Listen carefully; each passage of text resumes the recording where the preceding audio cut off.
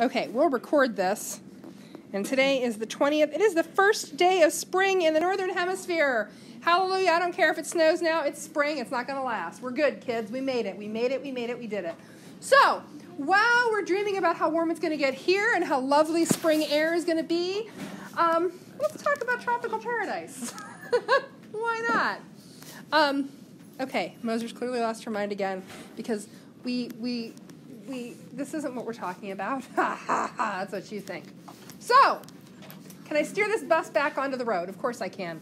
I want to get a sense of scale here. So I chose this. Can you see Hawaii? Yeah. It's right there. Hawaii is what's called an archipelago. That is a chain of related islands. It's a volcanic archipelago. There happens to be a thin spot in the crust of the earth right there, and it leaks magma. And so as the crust moves over that little thin spot, you get a chain of islands. And if we look, that's the big island. So let's compare that in scale to, let's say Ohio. In the other class, we figured out that it appears that Rhode Island is bigger than the Big Island. That's the Big Island. So when you think about the Big Island and you dream your Hawaiian dreams, which maybe you never dreamed before, do you dream something like this? I started looking at pictures and I'm like, okay, you know what? I could hike that forest. Yeah, I could do that. Sleep in a hammock. Jump off waterfalls, swim in crystal blue tropical waters. Okay, maybe Hawaii's not sounding so bad. So this is what I thought of when I thought of Hawaii. And in fact, these are all pictures from a nature preserve on the Big Island. And, you know, if you were standing, like, right here, I can't even see the ocean. You know, you're inland. I mean, it's a volcanic island. We knew that. So it's mountainous. You know, you've got these beautiful little valleys. You don't even know you're on an island. And yet it's not that big. It's an island, for Pete's sake. But I want to talk about the whole thing here. So here is the Big Island, Hawaii, by people who live there just actually called the Big Island. Huh? Did she? Okay. And I couldn't pick all of them out, but I now know at least two of them. Because the one that I really want to talk about is this one right here. So let's go back and refresh our scale. So there's the whole Hawaiian chain. There's Ohio, there's Rhode Island. Now compare that island to the Big Island. Oh. It's feeling pretty small. So why are we talking about this? Well, what we're talking about, first of all, I should tell you, is Kaho'olaui, and I'm probably butchering that. Kaho'olaui. And it is the tiny island. So it's the tiny island, and why are we talking about the tiny island? Because size matters. It does. When it comes to biodiversity, when it comes to populations, when it comes to the number of individuals that you can support in an ecosystem, size matters. So first of all, let's refresh. Here are these beautiful pictures of the rainforests, and this is the climax community. Here is what? I mean, I just said half of it. Yeah, tropical rainforest. I mean, Hawaii is pretty darn close to the equator. You might notice that it's out in the middle of this vast ocean, the Pacific. It's got a lot of water.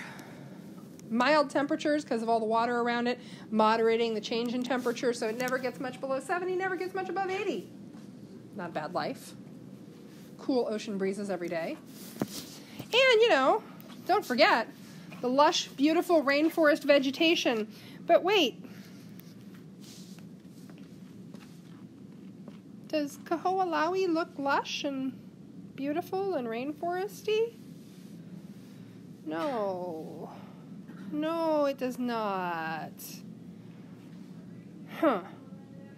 So let me tell you a little bit about Kaho'olaui. And I started learning this when I started researching Hawaii because I was thinking about how to talk about islands and biodiversity and We're going to tie this back to Mill Creek and ticks, if you can believe that, because you know I like taking a circuitous route to get there. So Kaho'olawi has had a really rough existence. I should tell you that first. Have you ever had a bad year? Yes. Okay. My first year teaching, when you're newly exposed to all the germs that a bunch of sick teenagers can sneeze onto you, sniffle onto you, leave on their desks, snot on their papers and hand them to you, all that, I had pneumonia 5 times. Now, I have asthma. I have underlying weak lungs, so that's an issue. And I had suddenly a bunch of teenagers, like, blowing their germs on me. At the time, I was living in a 120-year-old farmhouse and heating with wood. So, you know, leaky, drafty, musty, all that, plus, you know, leaky chimney, so smoke. My pulmonologist looked at me that winter and said, would you like to start smoking cigarettes? Is there anything else you could do to damage your lungs other than work where you work and live where you live and heat how you heat? I was like, I don't really want to smoke. Because the school building, we were in the old building, it was musty, it was moldy. I was contending with that. I was in an old musty farmhouse. I was heating with wood. It was pretty miserable. I was sick as a dog. And I came to school and taught sick a lot, because your first year teaching, you don't even have sick days yet. So, you know, they'll front you 5 sick days, and I knocked those out in the first, 2 months of winter. It was rough. God, I was, like, beaten to a pulp. I mean, I could have slept the whole winter. Unfortunately, then I was single. I had no child. It was me and the old dog living in the old farmhouse. It was pretty easy, as things go. As long as I took care of the chickens and the dog, everything was copacetic. But I was not in good shape. I had a very rough winter. Maybe you've had a year like that.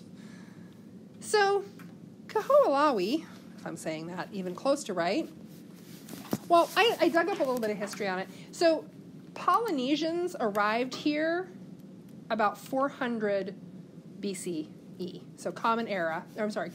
Common Era. So, that's like 1,600 years ago.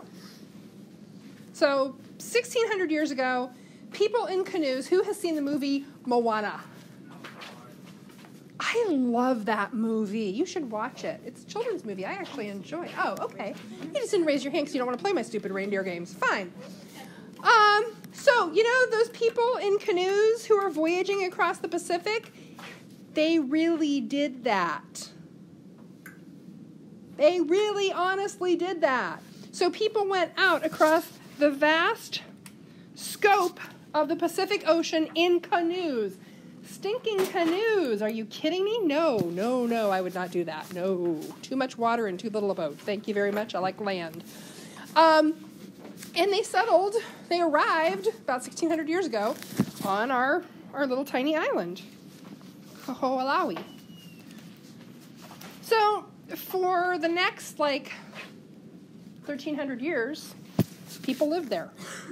And if you've seen Moana, it's not that far off. They were living a pretty primitive life. These are sort of hunter-gatherer, early agriculturalist type people. They'd be early agriculturists. But plenty of fishing, plenty of seafood. Fresh seafood, we got that. This island is so tiny. It's 11 miles long. That's the distance from here to, Franklin Square, where Century is, up Route 7. And it's about 1.5 miles wide. You could ride your bike across the whole island in 2 hours. You could run side to side on this island in under 20 minutes, even if you're kind of out of shape.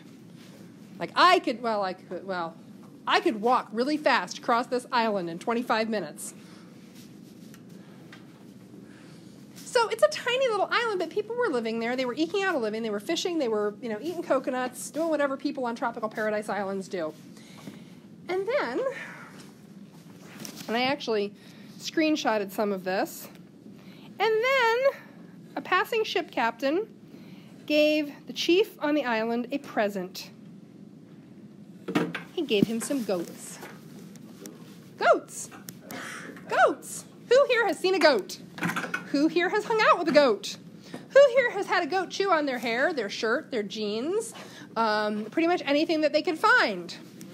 What will goats eat? Anything! Poison ivy? Sure, I'll eat that. Black raspberries? Yeah, I'll eat those too. I don't really care. Grass? Yeah. Dandelions? Sure. Lush tropical foliage? Yum! Okay, it's a great place to have goats. So the people living on the island had goats. Some of those goats escaped from captivity, as goats are wont to do. They are wily little critters, hungry and smart.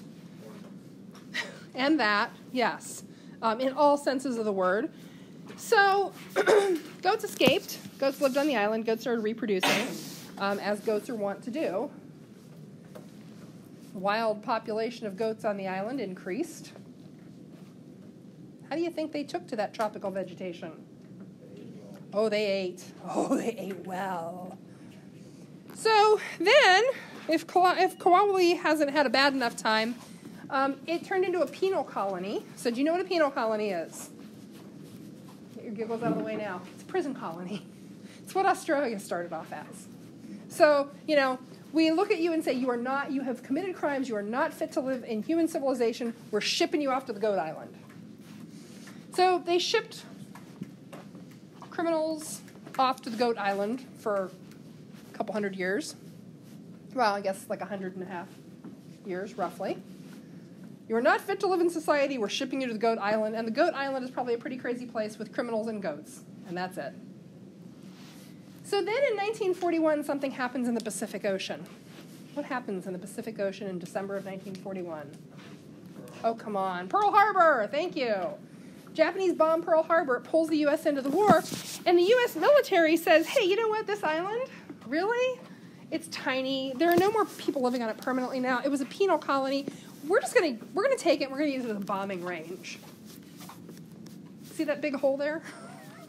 That's a bomb crater. The island's covered in them. So they use this as a bombing range all through the war because they need to practice bombing things. They need to practice bombing tiny islands out in the Pacific, because they know they're going to engage the Japanese in the Pacific. Me too. I want to visit this island, and we will talk about how you can do just that. This is the thing that I have added to my bucket list because now that I have found out about this island and how I can visit, I want to go there. There's only one way to go there. And it's not as a criminal or a goat. There's one other way. And they don't actually ship criminals or goats to the island anymore. But, so they bomb the island. So first we had goats, which are kind of rough on an island with beautiful vegetation. And then we have, did I mention the sheep and the cows too? Yeah, there were sheep and cows too. Because they like to eat things. So people were grazing on the island. We had goats, you had domestic sheep and cows. Then they bombed the crap out of it. How long do you think they bombed it? So they started bombing it in 1941, 42. When do you think they stopped bombing it? When the war ended? 1990.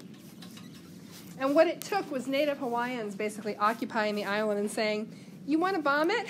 You got to kill us. Act of civil disobedience. Apparently the government blinked first and they stopped using it as a bombing range. And, they don't bomb the island anymore. But that's what it looks like. That's what a couple hundred years of goats and then 50 years of bombs will do to you. You go from being a lush, beautiful, tropical paradise. Doesn't that look pathetic? It really does. So, here's the question I have for you. We said, and I think you guys all know, do we tend to find higher biodiversity levels closer to the equator or further away from the equator? Talk to one another. You all know. Closer. Yes. So the closer you get to the equator, the more what there is in the system. Well, there's biodiversity because there's more energy. Yeah, more sun. More energy means more plants. More plants means more animals to eat the plants. Now let me ask you this. Comparing the big island to the tiny island, which one do you think has got more individual organisms living on it? Which one can support more plants? I mean, they're both getting a whole lot of sunshine. They're tropical. Big one. Big one. So why do I say size matters? Because when it comes to biodiversity, it does. So we tend to find higher levels of biodiversity. Oh, I know. Oh, why? Because if it's bigger, it has a bigger carrying capacity. It's got a bigger carrying capacity for all the species. So we tend to find higher biodiversity on the big island, and the little tiny island tends to have lower levels of biodiversity, and it can't help it. There's just not as much stuff. There's not as much treasure in the ecosystem. And by treasure, I mean, you know, the amount of sunlight that can literally hit every square foot of that island is smaller than the amount that can hit the big island. The number of plants that could grow on that small island, there's just less space, less calories, there's just less stuff. It's okay. But the big island has mountains. Big island does have mountains. Those make even more space. They're nice and folded, and oh, it's amazing. And that stops some sunlight. So we said that biological communities that have higher biodiversity, so if they get damaged, if you run a bulldozer through them, do they recover faster or slower? So your biodiversity in a community is kind of like your overall health. So let's flash back to I'll say it frankly, my winter from hell. First year I was teaching, 5 rounds of pneumonia. I was on antibiotics 5 times. I was on steroids for a month and a half straight. I wanted to open tin cans with my mouth. I was miserable. I hate prednisone. Because, I think I gained 10 pounds from eating the prednisone alone, because when you're on steroids, you're hungry for everything and you're cranky. I was mean and tired and hungry. I was delightful. Now, let me ask you this. During that winter, do you think that I could have recovered easily from an injury? No, my overall health was in the toilet. Like, I could barely get out of bed. It was awful. Like, if you had dropped a brick on my toe, I might have just died. I might have just fallen over and given up because I was just beaten to a pulp. Like, it was awful. You've had a winter like this? Yeah. So, you know, your overall health is low. You can't recover from an injury. So let me ask you, poor little Kahawalawi that got sheep running over it for 150 years, and then it got bombed for 50 years. Do you think it will recover well on its own? Not so much. The prognosis is not good. The prognosis is not good. So just like the winter that I was super sick, I was not going to get over my upper respiratory infection without some serious help. I wasn't going to get over it without antibiotics. I wasn't going to get over it without steroids. I wasn't going to get over it without sleeping for 3 days straight. I needed help. Kahawalawi is also not going to recover and look like that all by itself. Well, I guess eventually it will. How long would it take? It might literally take thousands of years. Despite the fact that it's tropical, it's just got lower biodiversity to start with, so it's harder for it to recover. It is full of non-native invasives. There are still stinking goats on the island. They're trying to capture them and kill them. They literally are shipping them off, killing them, doing whatever they can. They're sterilizing them. They're dropping birth control pills for goats. They're trying everything they can. Seriously, because the goats just keep doing what goats do, which is make more goats and eat stuff. It's kind of like the goat's whole to-do list. Eat stuff, make babies. So Kahawalawi needs help. This is how you can take a tropical vacation to Kahawalawi, and it will be the cheapest Hawaiian vacation you can imagine. You want to go? You want to go? Who wants to go? I want to go. I want to go. I want to go. I want to go. I want to go. So all you have to do is get to Hawaii. That's the expensive part. Once you get yourself to Hawaii, $100. And you get to go to Kahawalawi for a week. Now, this is a working vacation. That's okay. We're tough Appalachian types. We got this. So Kahawalawi needs help. It can't recover its biological community on its own. They want people who are willing to go to Kahawalawi, which I'm saying wrong, I'm sure, camp for a week, pull up non-native invasives, probably herd goats. If you have goat herding skills, that might get you higher up on the volunteer list. There's a waiting line. And plant native plants, which is essentially like the antibiotics and steroids that I took. It has been so damaged, and its overall biodiversity was low to begin with, it needs help. Are you looking up how much tickets to Hawaii are? Get off of there. So, you know, if you can get yourself to Hawaii, I don't care if you swim or paddle your kayak or take a plane, for $100 you can go work on the little island for a week as a sort of ecological restoration volunteer. I'm in. I want to go. I don't know that I'm going to go at any point in my life, but I'd like to. It sounds like a great idea. So why are we talking about Hawaii? I thought we were going to talk about Mill Creek Park. Well, this is the other side of the little island, where it's a little steeper, but it's still not really treed. It's still mostly like shrub vegetation because the goats have eaten all the baby trees because that's what goats do. So let's go someplace a little closer to home. You know this place. What is it? Beaver Creek State Park. And, you know, get a sense of the size of the park. It's a nice little park. We all like it. My question for you is, can you pick out, without the little green blob on the map, where Mill Creek Park is?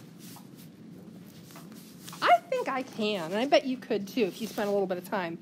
So I'm going to change to a yellow pen. You know, and I'm kind of looking at where... This is still Beaver Creek. Huh? This is still Beaver Creek. This is still Beaver Creek, yeah. You said Mill Creek.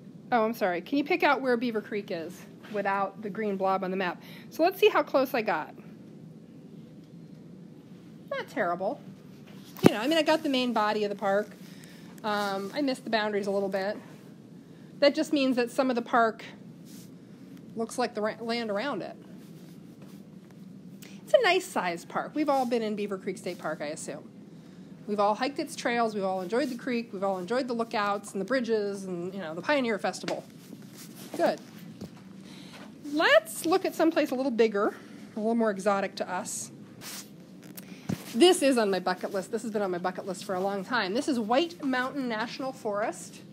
It is on the Maine, New Hampshire line. It's up in New England. It's huge and it's wild. It is so remote and so wild that the U.S. military does training there. And there was a woman hiking, the Appalachian Trail goes through here. Woman died like 60 feet off trail, got lost, wasn't found. I mean, it's wild. I would not go off trail, I promise. But it's amazing. So let's try the same thing here. Let's put in an aerial map and see if we can see where the national forest ends. What do you think? You think you can? So here's the aerial photo of that area. If I had to guess, I would probably do something like that.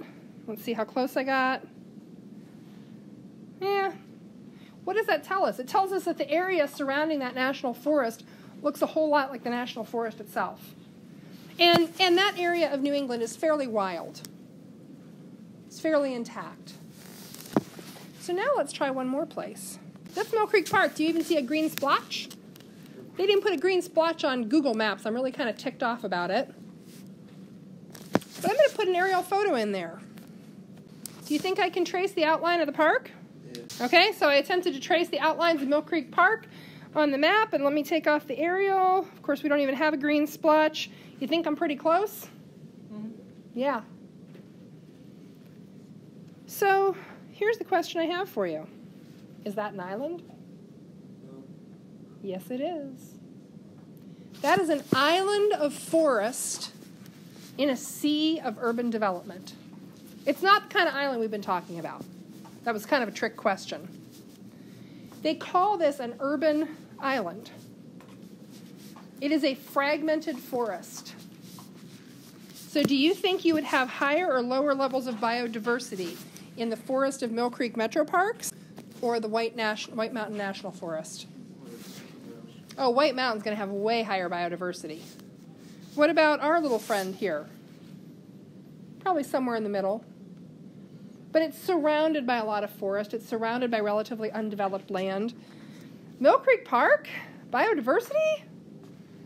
Not so much. It's a little island of green. Now, if you live in the city, and for all the years that I lived in Youngstown, this park saved my sanity because a farm girl from Columbiana County really needed some woods to play in, and this was what was available. And when you're living in the city, this seems really big, and it's awesome. I love this park. But it's an island. So who had the article on forest fragmentation? And we did our round table. I think you did, yeah. Okay. So what did they say about forest fragmentation and rates of Lyme disease transmission? Hold on. You don't have to go look it up. Fragmented forests lead to higher rates of Lyme disease transmission. Knowing what we know about biodiversity and the island effect. When we have higher biodiversity, so let's say you have 2 rodent species for ticks to bite versus having 11 rodent species for ticks to bite. Which one's better for you as a person? I want all the rodent species possible because I would much prefer that the ticks go bite the voles and the chipmunks who are really bad at transmitting Lyme than biting the white-footed mice who have much higher transmission rates. Do you think you can ever achieve the kind of levels of biodiversity in this urban park island that you have in white? No, you can't. Now, can you do things to increase biodiversity in this park? Sure. Is it ever going to be White Mountain National Park? Heck no. But we can do stuff. We can weed out non-native invasives. We can plant native species. We can try to minimize the cutting through of roads and breaking off little sections. Every time we break off another section, it's more fragmented. It's a smaller island. It's a smaller island.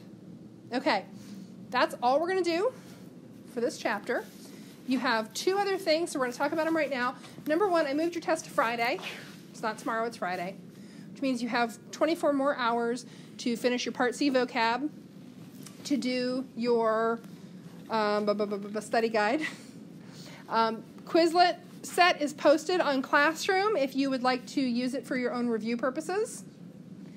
And you're going to have a homework assignment tonight, which is some air test end of course questions. Same thing we've done before. You go into the selected questions, answer them, screenshot them, stick those in Doceri, and when we come in tomorrow, we're going to do a little bit of mistake gaming with those, making sure we understand how to fight with those questions to get them right. So, and then Friday is your test, which makes Monday Gimme Day. I'm so excited. I'm going to stop this. We're going to play a round of Quizlet Live.